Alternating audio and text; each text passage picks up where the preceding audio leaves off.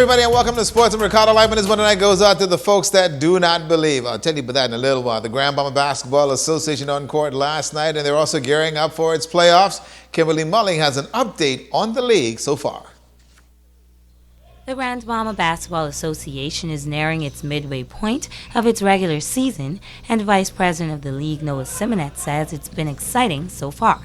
We're playing 12 games, so we're almost at 6. But we still have a way to go.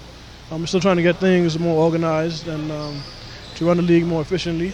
But we're just asking for as much support as we can get from anyone that has time that they want to give back. We're here, so anybody that has the time, we're available.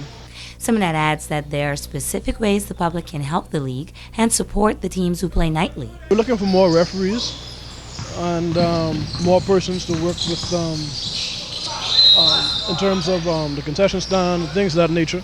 We would like to get more people involved, and even just to fill the seats in the stadium. The league is also preparing for playoffs, and it's going to be a great time. Pretty entertaining. We have some of the best players on the island in this league, so it's pretty competitive. Things get a little physical from time to time, but it's a pretty intense atmosphere, when things get going, and we just look forward to filling the seats come playoff time. On court, Pedro Williams scored 14 points to lead the Grand Bahama Gym Rats past the GB Shipyard 62-51 in Division II play. Torres Marsh 14 in the loss. In Division I, the Grand Bahama Shipyard Cruisers bagged the Spartans 89-58. Jay Philippe 24 in the win, Jerome Jones 25 for the Spartans. Kimberly Mullings, ZNSO Sports. High school basketball in the OB Wolves from Derek and Desmond League. Morong defeated St. Paul's 43-33. Delano Dean had a good one going 20 points, and also the Saints Glenn Bartlett with 13. Tabernacle defeating Jack Haywood 55-39. Janico Russell 24 points, not bad. The Falcons Dante Hepburn also looking pretty good as well. VMES Warriors beat Lucana National, get the score 40-34. Joshua DeVoe 16 points. Jeff Brooks had an 18-point ball game. St. George defeated Sunline 55-37. Franklin Patton had a 17-point game, and Brandon Meadows at 14 for the Stingers. Well, let me tell the Bahamas Football Association Technical Director, Kevin McGurskin, was on Grand Bahama, folks, and he met with parents and coaches to conduct a grassroots soccer clinic and information sessions at the YMCA. Well over 100 participants showed up for the McGurskin, and says that the purpose of the sessions was to create a more positive and enjoyable environment for kids that can maximize their full potential. We talked about the kind of things that you should be looking to do at the U6 level, and largely at the young age like that, it's about let them play. Let them play, let them have fun. You keep your input small.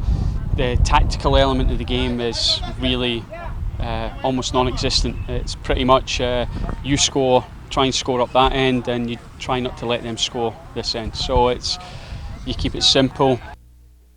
Well, Kevin is encouraging more persons to come out and also participate in events such as those so that they can gain more knowledge of the sport of soccer. But going and offering certification programs like these, which are free and anybody can attend, all we ask is a bit of interest and enthusiasm from you. What we'll really do is have an opportunity to have a wider base and a more enjoyable and positive environment for the kids to play the game. And it's a much needed program for Grand Bahama, and hats off to Kevin for coming to Grand Bahama and sharing his wealth of knowledge with our young people during that time. Well, the Little League baseball season will start the end of the month, and it's an exciting time for players, parents, and some coaches. The Grand Bahama Little League baseball season is fast approaching, and coaches and players are on the diamond preparing for what will be an exciting baseball season. Saturday, January 30th, the start date, and Stephen Adley says it's all systems go for the kids to play ball. This has been the highest registration I've ever seen in the league in over 20 years. We've got over 400 kids committed to the league. I think we're going to have close to 30 teams, which is pretty amazing for Grand Bahama.